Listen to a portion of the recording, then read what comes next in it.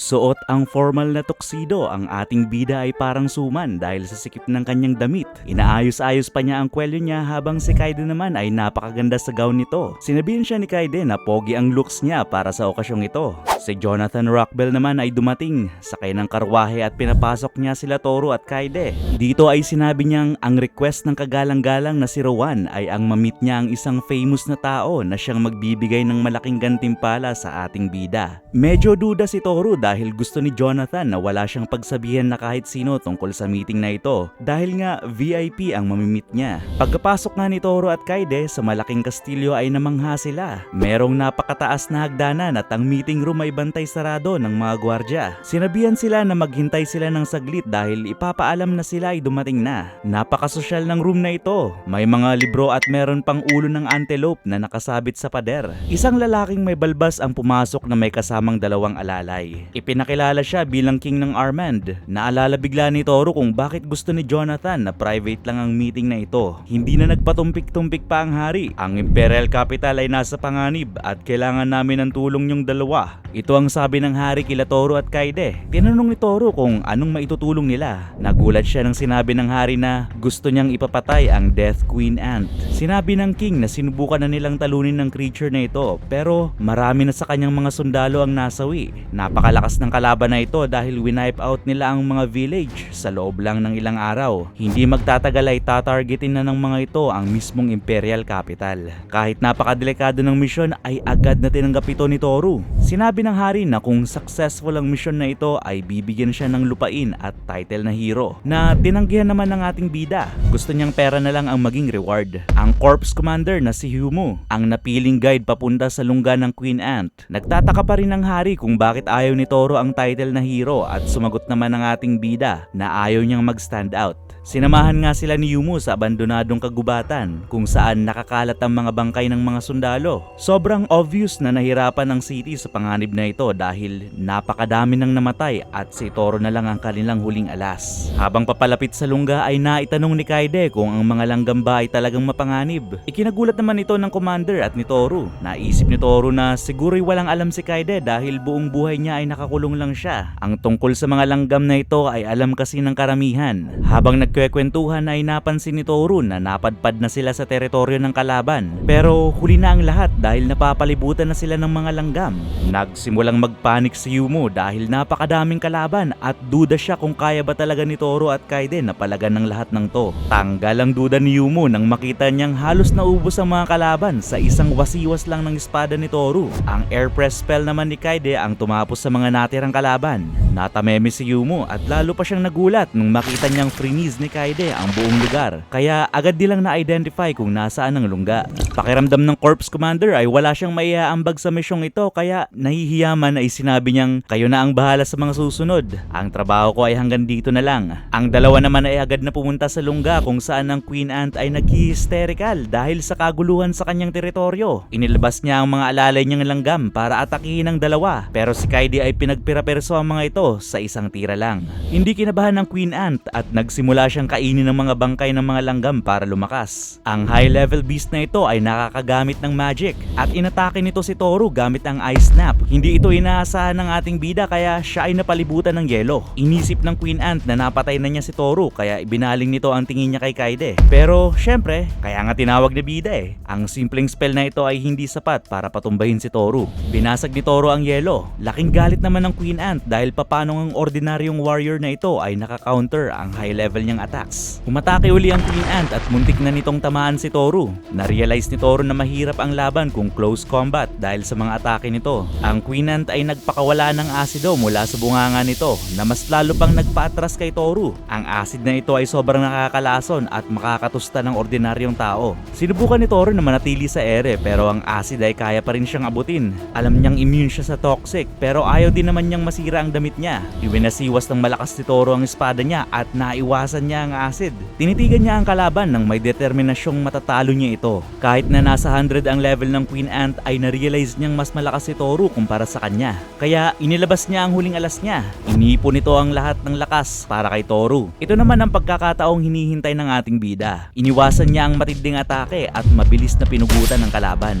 Ngiting tagumpay ang ating bida at sinabing, mission accomplished. Ang mga monster naman sa loob ng dungeon ay pinagpiesta ng bangkay ng mga langgam at sa ilang sandali lang ay mabubura na ang existence ng mga mapanganib na langgam. Kahit putol na ang ulo ng Queen Ant ay nakapagsalita pa rin ito at winarningan sila na humanda sa kahihinatnan ng ginawa nila. Sobrang napagod ang ating bida sa laban na ito kaya hindi niya pinakinggan ang sinasabi ng Queen Ant. Masyado itong maingay kaya itinago na lang ni Kaede ang ulo nito sa magic storage. Bumalik sila Toru sa kastilyo at ipresenta ang ulo ng Queen Ant kay Jonathan Rockbell. Napahanga siya sa tapang ni Toru at nagpapasalamat dahil ligtas na ang kapital. Sinabi ng ating bida na hindi naman ganun kadami ang mga langgam. Sabi kasi ng count ay maraming sundalo na ang namatay dahil sa pakikipaglaban sa mga to. Sa pagkakataong ito, ang ibang mga sundalo ay lumapit para pasalamatan si Toru sa kabayanihang ginawa niya. Ang ating bida naman ay nahihiya dahil sa mga papuring ito. Ipinatawag si Toru at Kaede sa King's Court kung saan napakaraming tao ang naghihintay sa kanila. Suot ang kanilang mga formal na damit ay tumayo sila sa harap ng King ng Armand. Sila ay pinasalamatan ng hari dahil natalo na rin sa wakas ang mga killer ants. Ginantimpalaan sila ng 300 million. Sinabi niyang ito ay reward dahil sa kanyang katapangan.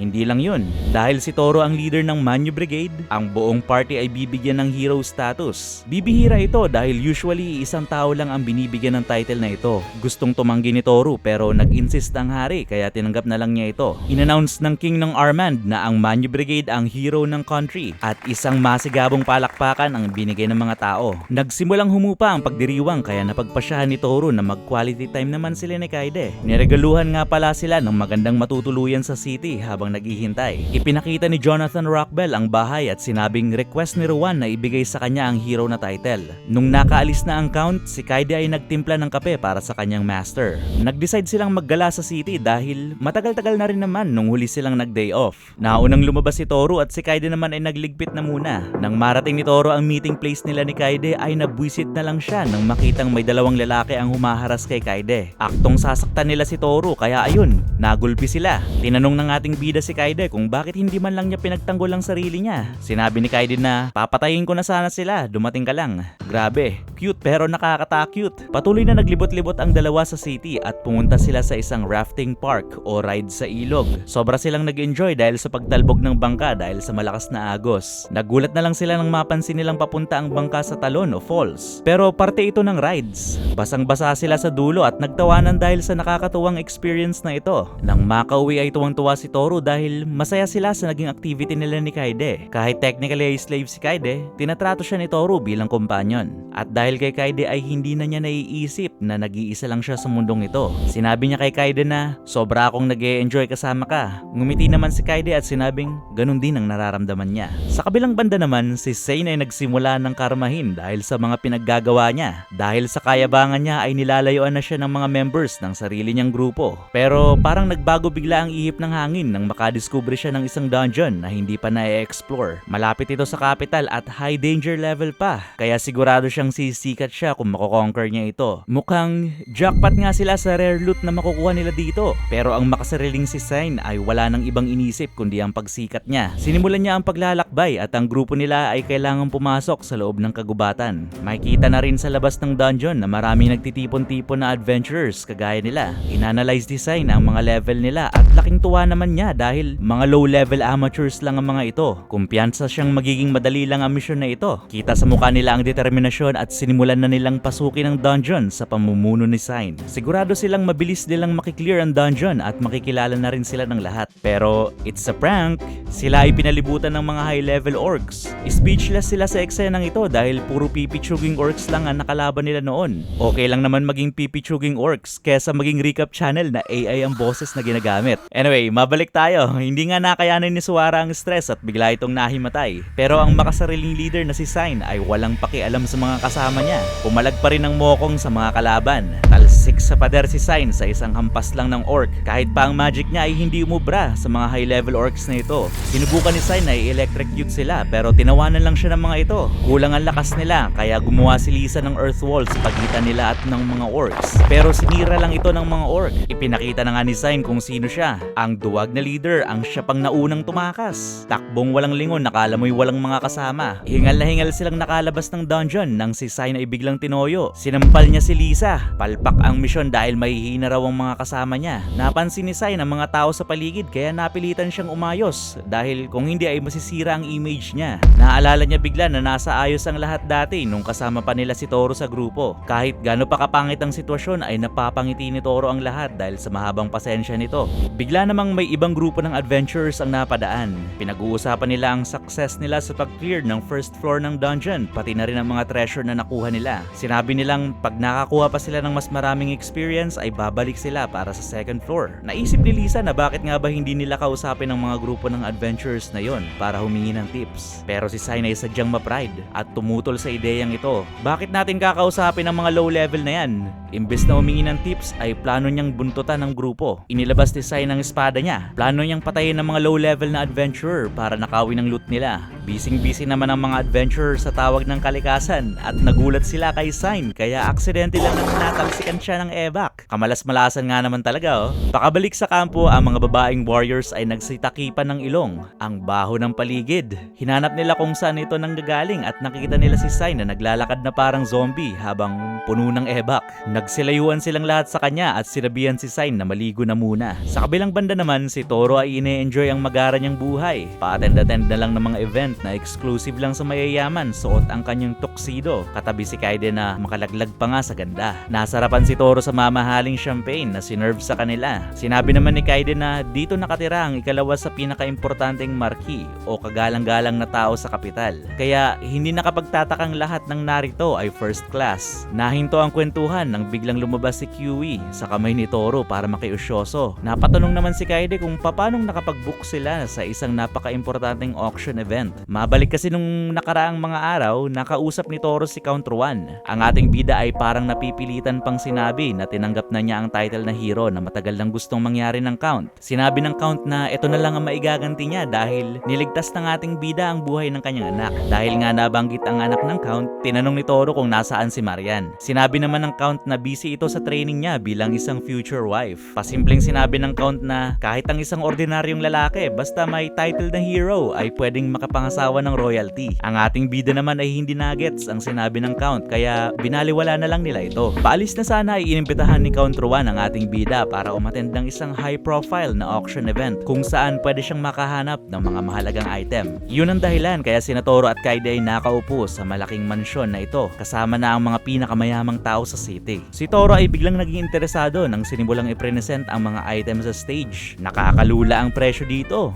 May mga magical objects mula sa malaking diamond hanggang sa maharot na elf slave. Pero ang item na pumukaw sa atensyon ng ating bida ay isang ancient scroll na nagmula pa sa unang panahon. Hindi makita ng mga bilyonaryong taong naroon kung ano bang silbi nito. Kaya si Toro lang ang nag-iisang nagbid at nakuha niya ito sa halagang 1 million lamang. Lumipas ang oras at patuloy pa rin ang nagaganap na auction. Maya-maya ay isang nakahawlang fairy ang iniakyat sa stage. Bigla na lang ay may narinig na bulong si Toro. Humihingi ito ng saklolo. Na-realize naman ng ating bida na ito ang fairy na nagmamakaawang iligtas siya. Nakipagkompetensya si Toro sa dalawang mayamang lalaki na tuloy-tuloy lang ang pagbibid ng mas malaking halaga. Pero hindi nagpatalo ang ating bida dahil marami-rami na din siyang naipon sa mga misyon niya kaya pumalag din siya at nagbid ng mas malaking halaga. Maya-maya ay sumuko din ang isa sa kanila. Pero yung isa naman ay di talaga nagpaawat. Mukhang hindi nagugustuhan ng ating bida ang mga naiisip nitong gawin sa kawawang fairy. Kaya lalo pang tinaasan ni Toro ang kanyang bid.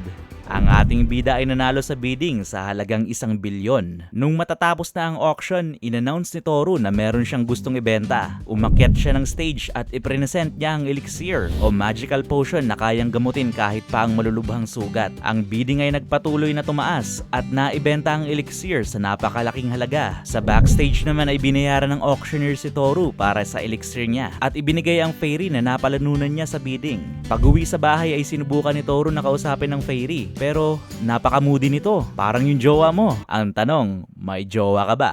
Char. Mabalik tayo sa Fairy, naduda pa rin kung magtitiwala siya kay Toru. Base kasi sa experience niya, ang mga tao daw ay laging may masamang plano. Binigyan naman ni Toru ng cookie ang Fairy at bigla na namang nagbago ang mood nito. Sinabi ng ating bida na narinig niya ang paghingi ng saklolo nito, kaya naman tinulungan niya siya.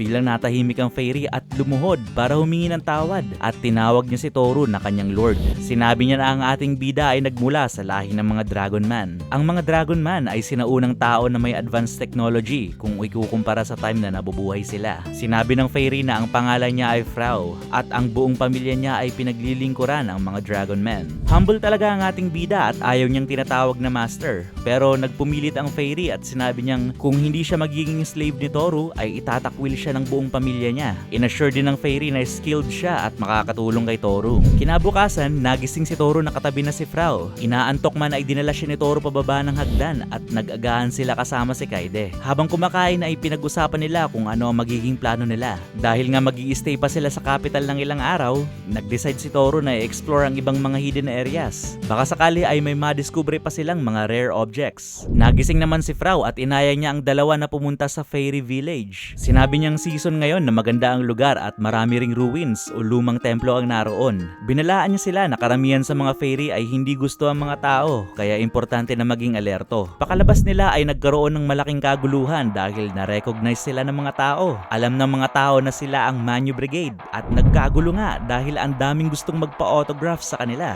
Kahit pa ang guild leader ay hindi mapigilan ng saya nang makita sila ng personal. In-announce pa nga nito na sila Toru ay na-promote bilang isang S-rank na group na merong hero status. Ang ating bida ay naiilang dahil hindi nga siya sanay sa gantong atensyon. Sinabihan niya si Kaiden na gumamit ng blinding light bilang isang distraction at tumakas nga sila sa mga taong nandoon.